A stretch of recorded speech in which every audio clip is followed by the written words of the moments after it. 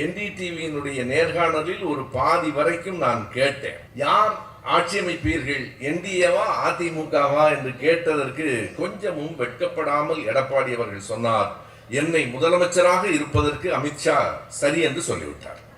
கவனிக்க வேண்டும், இவர் முதலமைச்சராக இருப்பதற்கு அமித்ஷா அனுமதி கொடுத்து விட்டார் என்று ஒருவர் வெட்கப்படாமல் சொல்லுகிறாரே.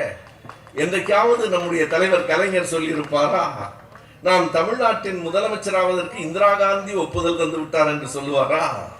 நான் தமிழ்நாட்டின் முதலமைச்சராக இருப்பதற்கு ராகுல் காந்தியும் கார்கேயும் ஒப்புதல் தந்து விட்டார்கள் என்று நம்முடைய தலைவர் சொல்லுவாரா?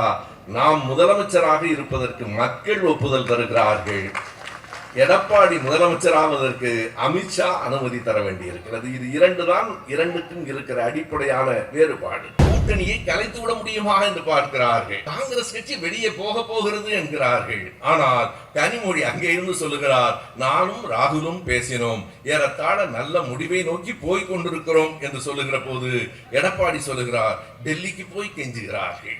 அதற்கு அண்ணன் ப. சிதம்பரம் மிக அருமையாக சொன்னார், இரண்டு கட்சியின் தலைவர்கள் பேசிக் கொள்வது கெஞ்சுவது என்றால் காலில் விடுவதற்கு என்ன பொருள் என்று இந்த கேள்விக்கு எடப்பாடியிடம் இப்படி சிக்கலான கேள்விகளாக வந்து விடுகின்றன. அவர் என்ன செய்வார்? அதுவும் சும்மா காலில் விடவில்லை, தவழ்ந்து போய் காலில் விடுகிற நம்முடைய எடப்பாடி அவர்களே, உங்களை பற்றி பேச வேண்டிய தேவையை எங்களுக்கு உருவாக்குகிறீர்கள், அதற்கு என்ன பொருள்?